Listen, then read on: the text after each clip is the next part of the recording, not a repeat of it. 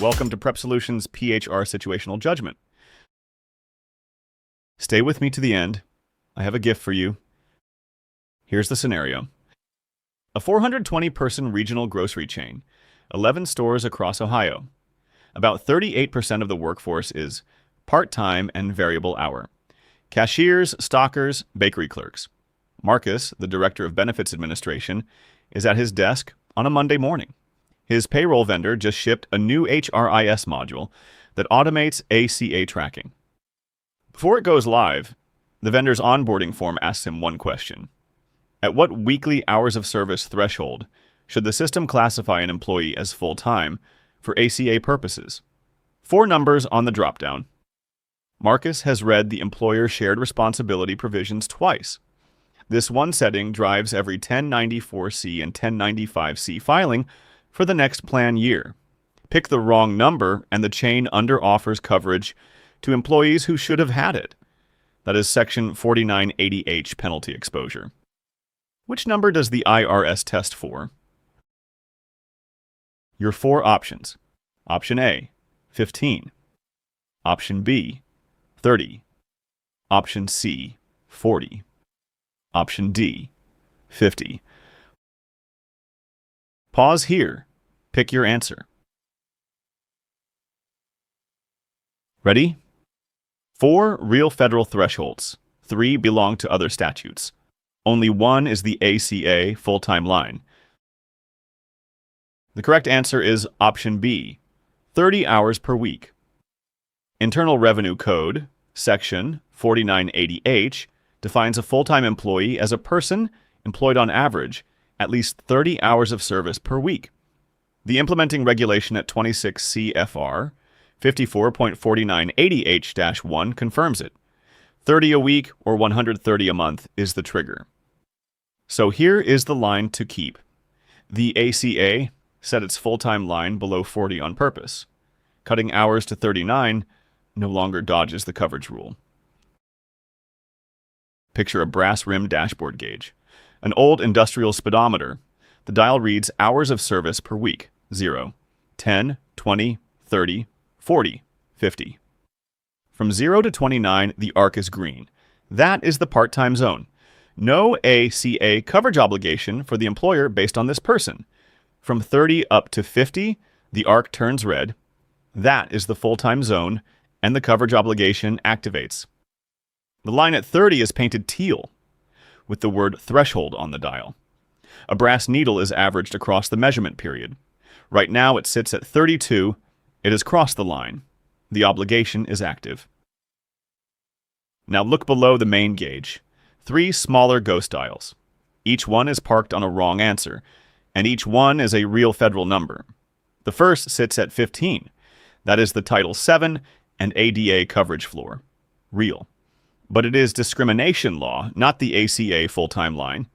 The second sits at 40. That is the FLSA overtime threshold. Real. But it is time and a half, not the ACA full-time line. The third sits at 50. That is the ACA applicable large employer test. Same statute as the answer, but it is the company size question, not the per employee one. All 4 are real. Only 30 answers the question being asked. When the needle crosses 30, the obligation activates, not at 40.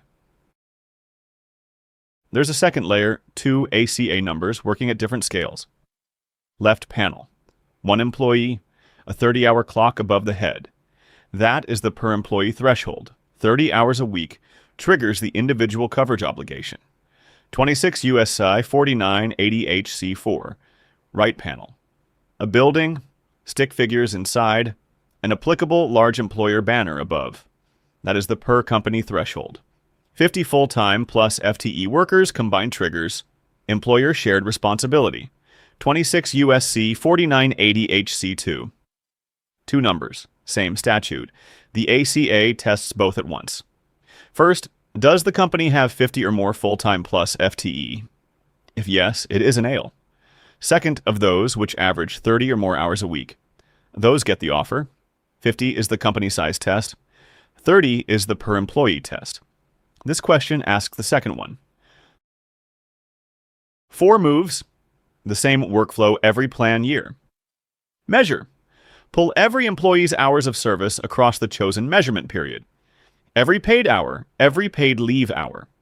The measurement period can run 3 to 12 months. Average. Run the 30-hour test over that period.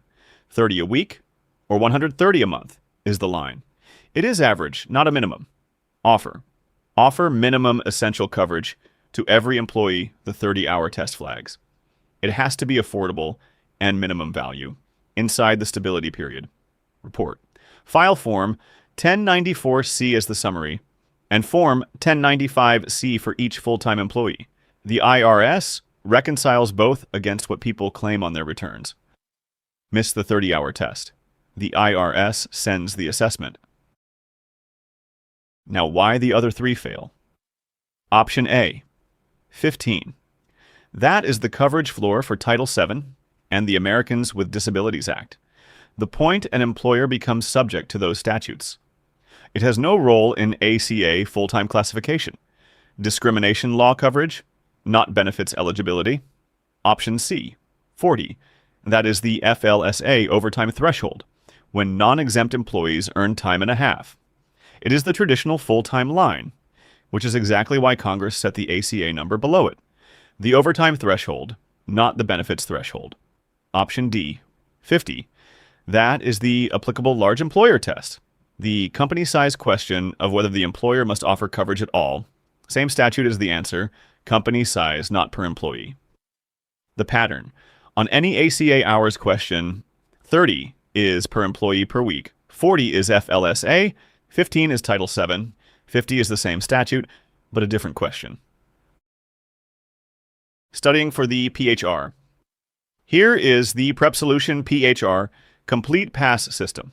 1,700 plus practice questions across all 7 functional areas, 3 full-length mock exams, 600 plus flashcards, the PHR Situational Judgment Masterclass, an adaptive study calendar, and searchable study notes.